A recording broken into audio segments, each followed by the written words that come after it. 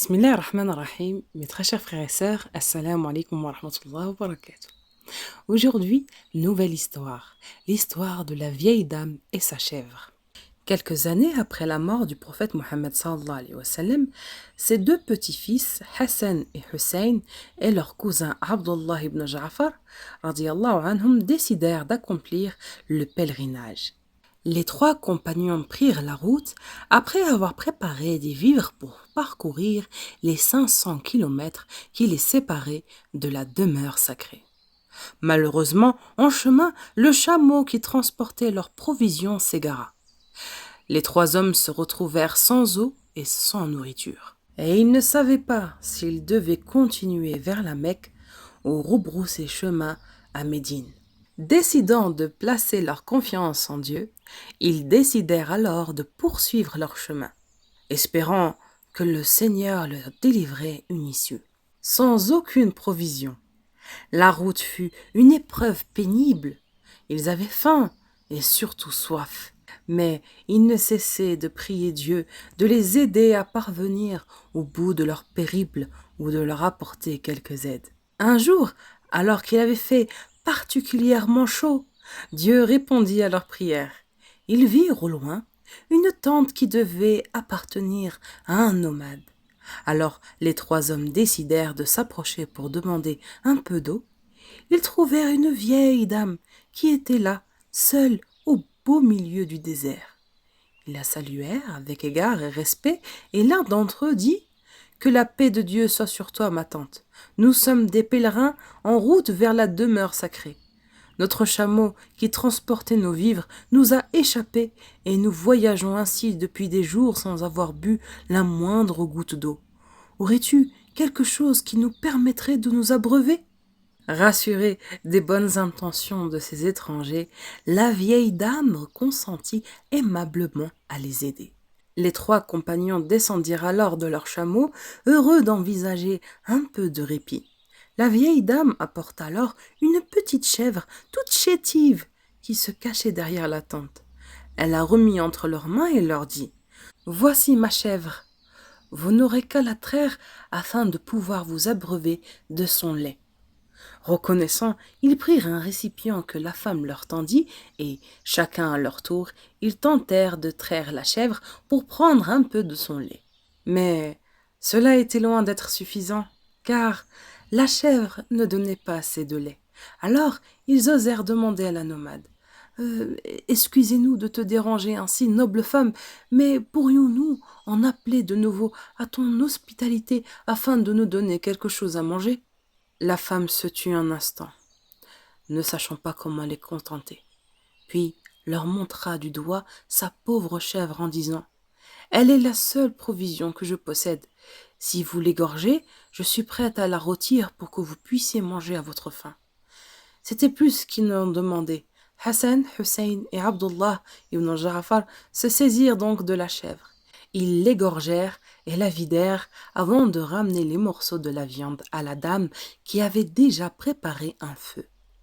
Elle s'occupa de cuisiner pendant que les voyageurs se reposaient de leur longue journée de voyage, puis elle leur tendit la viande encore toute fumante. Les trois hommes savourèrent chaque bouchée en remerciant Dieu de sa bienveillance et la vieille dame de sa générosité. Puis, le soir venu, ils décidèrent de prendre congé, pour ne pas déranger la dame plus longtemps, non sans l'avoir remerciée avec déférence et reconnaissance. Au moment de prendre la route, l'un d'eux dit « Qu'Allah te récompense pour ta si grande générosité, chère tante. Nous sommes des membres de la famille du prophète, des Hashimi, et nous ne manquerons pas de prier pour toi durant notre pèlerinage. Si, après l'avoir accompli, nous retournons sains et saufs à Médine, viens nous y rendre visite et nous te récompenserons pour ta généreuse hospitalité, Inch'Allah. » Ils s'en allèrent, laissant là la femme dans l'immensité du désert. À la nuit, lorsque son mari rentra, la vieille femme lui raconta la visite des trois hommes, les Hashimi. Elle lui présenta les restes de la viande pour son dîner en disant qu'elle n'avait pas eu d'autre choix que d'égorger leur chèvre. Cela mit l'époux dans une colère terrible. Il réprimanda la vieille femme en lui criant « Quoi ? Tu as égorgé notre unique chèvre pour nourrir des étrangers dont tu ne sais rien? Qui te dit que ce sont réellement des Hachimi? Mais au lieu de se taire, elle lui rétorqua. Ne sommes-nous pas musulmans, mon cher époux? Et Dieu nous a-t-il pas demandé de faire preuve d'hospitalité et de générosité autant que possible? Pour ma part, je n'ai fait que donner à ces musulmans ce qui leur revenait de droit. Si Allah les a mis sur ma route, c'est pour que je les aide. Donc remercions Dieu de nous avoir donné l'occasion de faire le bien. Il pourvoira à notre subsistance d'une manière ou d'une autre. Face à l'aplomb de son épouse, l'homme sortit un instant.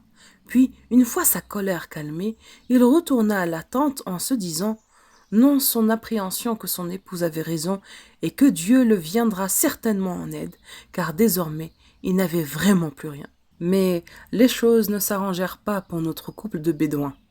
Au fur et à mesure des mois qu'ils passaient, la vie était devenue trop dure dans le désert, et, sans aucune richesse, ils n'avaient plus d'autre choix que de se rendre en ville, à Médine, à la recherche de menus travaux qui leur permettraient de manger. Mais dans la cité du prophète sallallahu alayhi wa sallam, la situation n'était guère meilleure, car nul ne désirait engager des personnes si âgées pour effectuer leur labeur. Ainsi, ne trouvait-il rien d'autre à faire que de ramasser les excréments de chameaux pour les vendre aux gens afin d'en faire du combustible. Toute la matinée, la vieille dame allait dans le désert pour ramasser les excréments. Elle les faisait ensuite sécher au soleil l'après-midi, puis tenter de les vendre le soir. Un jour, alors qu'elle cheminait dans les rues de Médine à la recherche de crottins secs, elle vint à passer devant la maison de l'imam Hassan. Au moment où il sortit, ces derniers regarda la vieille dame qui semblait bien à sa peine. Il s'approcha d'elle pour faire preuve de quelque générosité, mais quelle ne fut pas sa surprise quand il reconnut la vieille bédouin du désert. Des mois avaient passé, mais la reconnut aussitôt. Il retourna aussitôt chez lui et demanda à l'un de ses serviteurs d'aller chercher la dame et à un autre d'aller au marché. Puis lorsqu'elle fut devant lui, il la salua avec chaleur et hospitalité en lui disant « Bienvenue à toi, noble tante, me reconnais-tu » Mais celle-ci ne se rappelait plus de lui. Elle lui dit que non, d'un geste de la tête, et Hassan continua. « Je suis l'un des 3 hommes que tu as rencontrés dans le désert. Rappelle-toi, tu nous avais offert le lait de ta chèvre, et tu nous as même permis de l'égorger pour nous préparer un repas. » Il fallut un moment à la pauvre femme pour se rappeler de l'imam Hassan. Mais quand les souvenirs revinrent à sa mémoire, elle s'exclama. « Par Dieu, est-ce bien toi ?» « C'est bien moi, répliqua l'imam avec un grand sourire. Il la reçut avec hospitalité. Il lui fit servir un copieux repas digne de sa reconnaissance envers sa bienfaitrice. Durant le repas, l'imam Hassan s'enquit de la situation de la vieille dame et fut attristé de savoir dans quelle peine elle et son mari se trouvaient. Mais cette dernière ne semblait pas être malheureuse. Elle remercia Dieu. L'imam Hassan lui aussi remerciait Dieu, car il allait enfin pouvoir faire preuve de reconnaissance envers elle, qu'il l'avait sauvée de la faim, ainsi que ses compagnons. Quelque temps plus tard, le serviteur qu'il avait envoyé au marché revint enfin, et il fit appeler son maître à l'extérieur. L'imam et la vieille dame sortirent, et quelle ne fut pas la surprise de cette dernière quand elle vit devant la maison des chèvres par centaines. L'imam Hassan lui dit alors « Voilà 1000 chèvres, elles sont à toi, en remerciement de ton hospitalité et de ta générosité. » Puis il lui tendit une bourse qu'il mit entre ses mains fripées et tremblantes en disant « Et voici 1000 dinars. Je sais combien tu t'es sacrifié en nous permettant de nous nourrir de ton unique chèvre. Alors prends cela, c'est le signe de ma profonde reconnaissance. » La femme ne savait que dire. Jamais elle n'avait tenu de somme si importante entre ses mains. Et ces chèvres, Seigneur, comment est-ce possible? En son fort intérieur, elle se dit que c'était vrai. Il était bien un Haïchimi, car seul un descendant du prophète Mohammed sallallahu alayhi wa sallam pouvait faire preuve d'une si grande générosité. Elle remercia chaleureusement l'imam Hassan, qui l'a fait conduire par un serviteur en lui disant « Va avec mon serviteur, il va t'accompagner jusqu'à chez mon frère. Je t'en prie, présente-toi à lui Il sera, j'en suis sûre, aussi heureux que moi de te revoir. Alors, après l'avoir remercié pour la énième fois et après l'avoir salué, la vieille dame partit en direction de la demeure de l'imam Hussein. Quand il ouvrit la porte, il a reconnu la vieille dame. Il éprouva une joie immense. Enfin, il allait pouvoir rendre l'appareil à cette généreuse femme. Lui aussi l'a reçue avec beaucoup d'égards, si bien que les gens de la maison se demandèrent qui pouvait être cette vieille dame pour jouir d'une telle considération. Après avoir pris de ses nouvelles, il lui demanda à quel point son frère avait fait preuve de générosité envers elle. Elle sortit alors la bourse de sa tunique et la lui montra en disant « Ton frère a été plus que généreux. Il m'a donné ses 1000 dinars et ce n'est pas tout. Il m'a aussi offert 1000 chèvres. » Alors l'imam Hussein lui dit « Sache que je ne serai pas moins généreux que mon frère. Je t'offre aussi 1000 chèvres et prends, je t'en prie, 6000 dinars en guise de reconnaissance pour ton hospitalité que nous avons jamais oubliée. » C'est bien trop, notre bédouin n'en croyait pas ses oreilles. Elle a failli s'évanouir quand elle vit la deuxième bourse de 1000 dinars que lui-même Hussein mit entre ses mains. Quand elle sortit, elle vit les serviteurs en train de guider 1000 chèvres vers le premier troupeau qu'elle possédait déjà. Comme Dieu semblait faire preuve de générosité. Elle remercia l'imam Hussein avec engouement, mais celui-ci, avant de la saluer, lui fit une requête. Il lui dit « Avant de quitter la ville, je t'en prie, va avec mon serviteur rendre visite à mon cousin Abdullah ibn Ja'far. Lui aussi voudra te voir et manifester sa reconnaissance à ton égard. » Chargée de 2 bourses pleines d'argent et d'un troupeau de 1000 chèvres, la vieille dame se rendit donc chez Abdullah ibn Ja'far. Lui aussi reconnut aussitôt la bédouine et il la reçut avec tous les égards du monde. Il s'enquit d'elle et de son époux, de sa santé et de sa vie. Elle lui apprit comment elle avait retrouvé l'imam Hassan puis l'imam Hussein et lui parla de l'immense générosité dont ils avaient fait preuve. Heureux de pouvoir à son tour se montrer reconnaissant, et il décida de donner davantage à la vieille dame, qui le méritait vraiment. Il fait amener 2000 chèvres qu'il fait ajouter à son troupeau, et il y mit dans son sac une bourse imposante de 2000 dinars. La dame voulut protester, c'était bien trop, mais Abdullah ibn Ja'far la rassura en lui disant « C'est un cadeau que je te fais, ne le refuse pas, je t'en prie. Et sache que si tu étais venu me voir avant que tu ailles voir mes 2 compagnons, je t'aurais donné bien plus encore. » C'est ainsi que la vieille dame salua le 3e et dernier compagnon avec un troupeau de 4000 chèvres et un sac de 4000 dinars.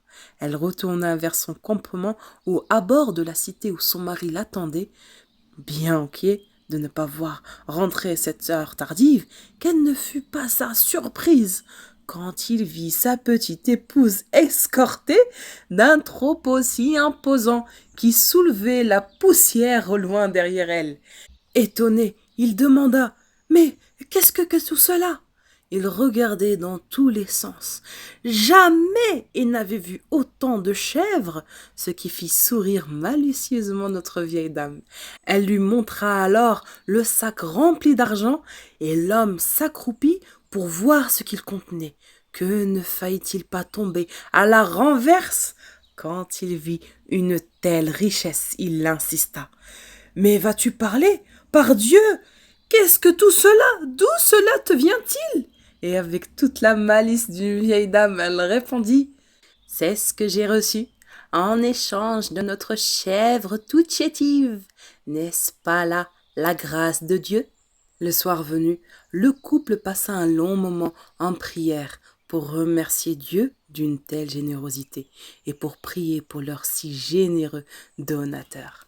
Et voilà, mes très chers frères et sœurs, nous sommes arrivés à la fin de cette magnifique histoire. دمتم في رعاية الله وآمنه والسلام عليكم ورحمة الله وبركاته.